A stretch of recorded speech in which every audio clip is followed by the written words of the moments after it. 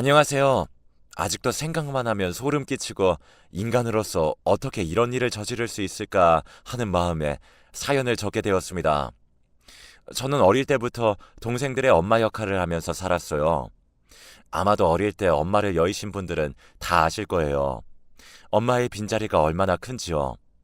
그런데 그 상황에서 동생들까지 밑으로 줄줄이 달려 있으니까 너무 힘들더라고요. 언니, 엄마는 왜 집에 안 오는 거야? 엄마 어떻게 됐어? 하면서 아무것도 모르는 동생들은 저에게 엄마의 행방을 물었습니다. 엄마는 유방암으로 투병을 하시다가 돌아가셨거든요. 엄마는 자식들한테 패기치고 싶지 않다고 하면서 말기 때까지 계속해서 아픈데도 병을 숨기셨어요. 첫째인 제가 뒤늦게 그 사실을 알았고 찬찬히 엄마의 죽음을 준비했죠. 지금부터 준비를 안 하면 엄마가 없어졌을 때 제가 혼자서 동생을 키워내지 못할 것 같아서요.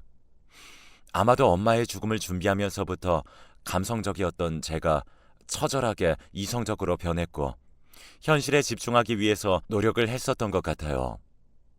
그래서 엄마가 돌아가신 이후로 저는 눈물을 안 흘렸지만 그냥 평범한 날 갑자기 눈에서 눈물이 쏟아지는 경우가 많았죠. 나 진짜 왜 이러지 하면서 손도 막 떨고 그랬습니다. 하지만 동생들이 있기에 제가 언제까지나 어리광을 부리거나 눈물로 현실을 도피할 수 없었어요. 그래서 공장에 나가서 일을 하기 시작했고 제 친구들은 저와 달리 자기가 하고 싶은 길을 찾아서 묵묵하게 걸어가는데 저는 그러지 못했습니다. 동생들에게 엄마 노릇을 하느라 매일 공장 3교대로 몸이 지쳤고 몸이 지치다 보니까 마음도 지치기 시작하더라고요. 어두운 10대 시절을 지나서 동생들을 다 키우고 출가시킨 저는 그제서야 자신을 돌보기 시작했어요. 문득 제 과거를 돌이켜봤을 때 저는 너무나 한심스러운 사람이었고 무엇 하나 이루어 놓은 것 없는 그저 나이만 든 바보였더라고요. 나는 진짜 왜 이럴까? 왜 이렇게 내가 살아야 하는 걸까? 하면서 하루에 수십 번도 더 후회가 밀려왔습니다. 정말로 외로움에 사무쳐서 죽을 것만 같았어요.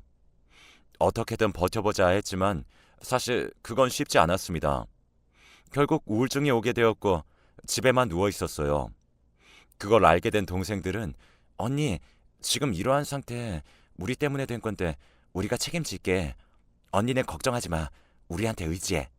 하면서 다 큰 동생들이 십시일반 돈을 모아서 저에게 용돈을 주기 시작했습니다. 저는 동생들이 그런 마음씨가 너무너무 이뻐 보였고 또 좋았어요.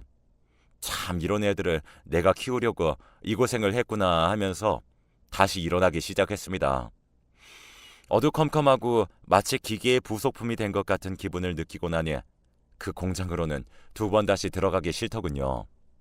그래서 이를 꽉 깨물고 공장에 들어가지 않고 서울의 한 식당가에서 일하기 시작했습니다. 상대적으로 나이가 어린데 나이가 지긋하신 어르신들이 많이 모여있는 식당에서 일하니까 사람들이 저를 이뻐해주기 시작했어요. 그때 한 아주머니께서 저를 보시더니 아이고 이렇게 고운데 이렇게 어린 나이부터 어찌 이런 고생을 하면서 사는 거야? 많이 힘들면 우리 가게에서 일해봐. 우리 가게 진짜 일하기 편해. 딱 보니까 아가씨 하는 행동들이 너무나 이쁘고 사랑스러워서 내가 뭐 이것저것 챙겨주고 싶을 정도네. 응? 하면서 저에게 일자리를 제안하는 거였어요. 솔직히 식당 일하면서 국밥 옮기고 설거지하느라 손목이 부러질 듯이 아파서 당장이라도 집에 가고 싶은 심정이었거든요. 그래서 저는 그분께 정말로 진심으로 일자리 제안하시는 거예요? 그러면 제가 거기서 일해도 될까요? 하면서 조심스럽게 물어보았습니다. 어머, 장난으로 하는 말 아니야. 아, 진짜로 내 딸 같고 너무나 열심히 일하는 게 기특하기도 해서 그래서 우리 가게에서 일했으면 좋겠다 싶어서 말한 건데 여기 내 번호 있지? 이걸로 연락하고 저 사거리 길 건너서 있는 노란색 간판이 우리 가게야. 오늘 퇴근하고 들려. 어떤 일을 하는지 설명해 줄게. 라고 말을 하더라고요. 저는 감사하다고 고개를 숙인 뒤에 퇴근하는 시간만 목 빠지게 기다렸다가 그 노란색 간판 가게로 들어갔습니다. 그곳은 아이들, 아주 어린 아이들의 이유식을 만들어서 유통하는 가게였어요. 원래는 동네 사람들, 애 엄마들이나 밥을 삼키지 못하는 나이 많은 노인네들을 상대로 음식을 만들었는데 이게 입소문을 타고 청결하고 재료도 좋은 걸 쓴다는 이야기가 들리자 인기가 엄청 많아진 거죠. 우리가 이런 일을 해요. 아무래도 그 가게에서 국밥 들고 설거지하는 것보다 여기서 청결 감독하고 또 재료들을 배합하고 기계에 넣으면 뭐 힘든 일은 없으니까 그래서 부른 거야. 하면서 말을 하는 겁니다. 저는 여기가 딱 내가 일할 자리다 라고 생각해서 바로 알겠습니다 하고 그곳으로 옮기기로 했어요. 예전 가게 사장님께 사정을 말씀드리고 조금 몸을 덜 움직이는 곳에서 일해야 할 것 같다고 했어요. 알겠다고 흔쾌히 허락을 해주셨고 그 이후 그 가게로 들어가게 된 거죠. 거기서 운명의 짝꿍을 만나게 된 겁니다. 아니, 그때까지만 해도 운명의 짝꿍인 줄 알았죠. 돌이켜보면 절대로 운명의 짝꿍이 아닌데 말이죠. 한참 일을 하고 있는데 가게 문을 활짝 열고 들어오는 아주 장신의 얼굴이 번지르르한 남자가 보이는 겁니다. 순간 놀랐고 저기 누구세요? 라고 하자 그 남자가 되려 그쪽은 누구세요? 라고 하더라고요. 저 여기 일하는 사람인데요? 라고 하니까 그 남자는 여기서 일하시는 분이시구나. 저 여기 사장님 아들입니다. 온라인 유통 맡고 있어서 대부분 재택으로 근무하고 있고요. 못 보던 사람이라서 좀 놀라신 모양인데 집에서 일해도 가끔씩 재고랑 물건 파악 때문에 가게 출근하니까 얼굴 익혀두시는 게 좋을 거예요. 어머, 아들 왔어? 이번에 내가 새로 채용한 직원이야. 둘이 나이도 비슷하니까 낯가리지 말고 사이좋게 지내? 라고 하면서 사장님이 창고에서 나오는 겁니다. 사장님 아들이시구나. 이렇게 잘생기고 키도 큰 사람이 아들로 있으니까 얼마나 든든할까. 또 저런 남자는 누가 데려갈까 하면서 곰곰이 생각에 빠졌습니다. 조금은 울적하기도 했어요. 나도 좋은 부모님 밑에서 자랐다면 지금쯤 저 남자처럼 멋진 남자와 연애하면서 행복하지 않을까 하고요. 그런데 이상하게 그 남자가 일주일에 한 번 온다고 했는데 뭐 계속 출근을 하는 겁니다. 온라인 유통 담당하셔서 대부분 재택근무하신다고 하시지 않으셨어요? 제가 잘못 들은 걸까요? 라고 하자 얼굴이 벌개지면서 그냥 나와서 일하고 싶었다고 하며 얼버무리더라고요. 왜 저러지 하면서 어버버한 그 남자에게 뭐 어떻게 할지를 몰랐습니다. 그렇게 조금은 어색한 침묵이 흐르던 그때 갑자기 그 남자가 제 번호를 물어보더라고요. 일 끝나고 할 거 없으시면 맥주 한 잔 먹자고 물어봤어요. 저는 진짜 너무 놀랐지만 놀란 마음을 숨기고 좋다고 알겠다고 하면서 뭘까 생각했습니다. 그렇게 그 남자와 저는 퇴근을 하고 따로 만나기 시작했고 어느 순간 저희는 연애를 하고 있더라고요. 저는 평생 공장에서 일하면서 동생들을 키우느라 아무것도 못했는데 갑자기 남자친구가 생기고 주말에 더 이상 혼자 안 있어도 되니까 행복한 감정들이 생기는 겁니다. 나도 남처럼 결혼하고 싶다. 시어머님도 너무나 좋으신 분 같고 이런 분 밑에서 일하면 진짜 행복할 것 같아. 평생 가족이 되고 싶어. 그러니까 남자친구는 말하더라고요. 제가 정말 착하게 자기 엄마 가게에서 일하고 조용조용한 성격이 너무나 마음에 들었다고. 그래서 용기 내고 번호 물어본 거고 원래 집에서 근무해도 되는데 일부러 나온 거라고 하면서요. 감동이었죠. 누군가 나를 좋아해줘서 용기를 내준다는 것 자체가 저에겐 커다란 행운이었고 놓치고 싶지 않은 기회였습니다. 저보다 나이가 조금 많았던 남자친구는 이미 저 모르게 저와의 결혼을 생각해 뒀더라고요. 그래서 본인의 엄마한테 저와 교제를 한다는 사실을 말했고 청혼할 거라고 미리 언지를 해두었던 것입니다. 나중에 사장님이 저에게 와서 우리 아들이랑 사귀냐고 물어보더라고요. 저는 조금 당황했고 아무래도 저 같은 사람이 자기 아들이랑 사귄다는 사실을 말하면 어느 부모가 좋아할까 싶어서 저는 당황해서 식은땀을 흘렸습니다. 그런데 의외로 어머님은 아주 쿨하게 우리 아들이 다른 부분에서는 아직 많이 부족한데 이런 아들을 사랑해주는 우리 직원이 진짜 이뻐 보이네. 얼굴에 긴장한 거 풀어. 내가 뭐라고 한마디 할까봐 그렇게 긴장한 거야? 우리 아들이 맨날 집에서 여자친구랑 결혼하고 싶다고 하면서 노래를 부르는데 뭐 난 터치 안 할 테니까 둘이 한번 잘해봐. 라고 말하는 겁니다. 저는 정말 다행이라고 생각하고 가슴을 쓸어내렸습니다. 욕을 엄청 먹을 줄 알았거든요. 네가 뭔데 직원 주제 우리 아들이랑 사귀냐고. 우리 아들이 얼마나 대단한 줄 아냐. 뭐 이런 말들로요. 다행스럽게도 그런 일은 벌어지지 않았고 마음 편하게 연애를 지속할 수 있었습니다. 그러다가 남친이 저에게 청혼을 했고 제가 그 청혼을 받으면서 저는 그 집의 며느리가 되었어요. 어머님이 워낙에 장사로 돈을 꽤나 많이 벌어놓으셔서 좋은 집에 살고 계셨고 이에 비해 저와 남편은 아직 준비된 게 없어서 조금은 눈치가 보이지만 시댁살이를 했습니다. 그런데 걱정하는 것과는 달리 저는 정말로 시댁살이가 너무너무 행복했어요. 제가 위에서 말씀드렸다시피 제가 일찍 엄마가 돌아가셔서 항상 어른의 사랑이 그리웠거든요.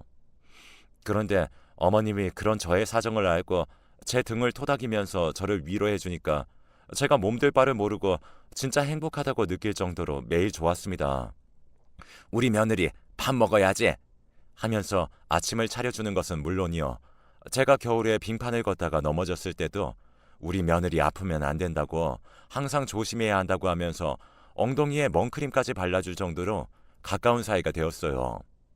저는 진짜 어머님한테 너무나 고마웠고 내게 새로운 엄마가 생긴 것처럼 시어머니와 가까이 지냈습니다. 하루 종일 거의 매일 붙어 있는다고 해도 과언이 아니었어요.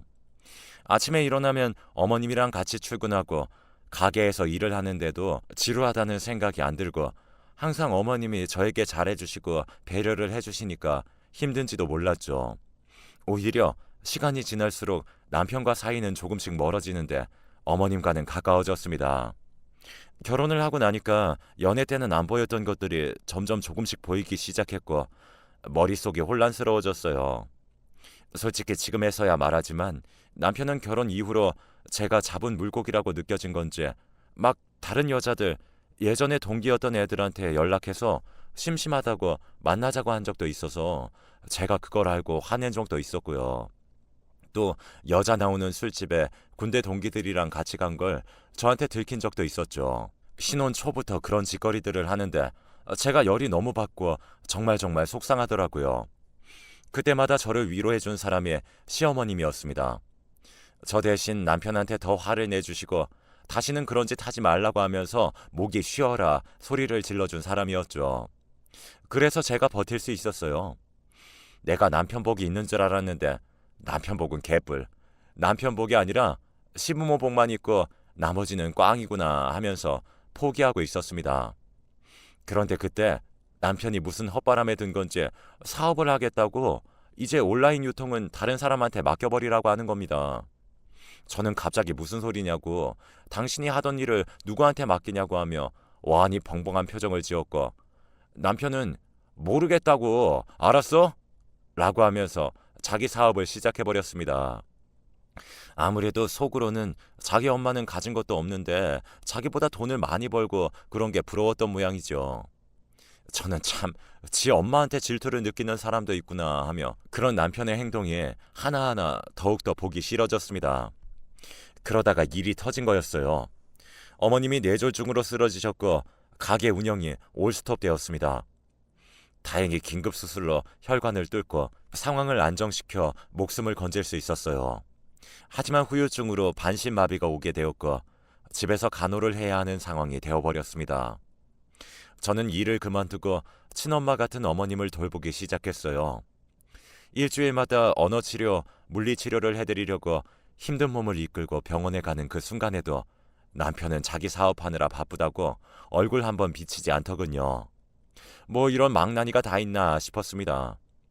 저놈이 사람 새끼인지 지 먹고 살기 바쁘다고 지 엄마 쓰러졌는데도 남 취급을 하는데 진짜 지긋지긋하고 확 이혼해버리고 싶다는 생각이 간절했어요. 그래도 어쨌든 일은 해야 하니까 남편과 제가 교대로 번갈아 가면서 어머님을 간호했습니다. 그러다가 남편 사업이 폭삭 망하면서 집안에는 계속 남편이 있게 되었습니다. 그래서 저 대신에 남편이 더더욱 어머님을 많이 간호하기 시작했어요. 저는 어머님 가게를 어떻게든 계속해보겠다고 안간 힘을 쓰느라 매일이 짐 빠지는 날이었죠. 일하고 돌아온 날에는 어머님 손을 잡으면서 어머님, 이렇게 힘든 일을 어떻게 혼자서 이루어내신 거예요? 이렇게 많은 돈을 버셨으면 이젠 편하게 노후에 여행도 다니시면서 쉬셔야 했는데 왜 그러지 못하고 이렇게 누워만 계세요? 어머님, 저 정말 딸처럼 대해주셔서 감사해요. 어머님은 제 마음속에 있던 결핍을 채워주신 유일한 사람이자 저에게는 진짜로 소중한 존재예요. 비록 어머님이 제 이야기를 지금 듣고 계시는지 모르겠지만 제 진심 이렇게나마 전하고 싶네요. 하면서 어머님 손을 잡으며 잠에 들었습니다. 매번 힘들 때마다 자고 있는 어머님의 귓가에 저에 대한 이야기를 털어놓으며 그동안 어머님에게 느낀 감사함들을 모두 말해드렸어요. 그러면 속 안에 있는 쌓인 것들이 다 풀린 듯한 기분이 들면서 시원했거든요. 저는 매일 남몰래 기도를 했습니다. 하늘에 외쳤어요.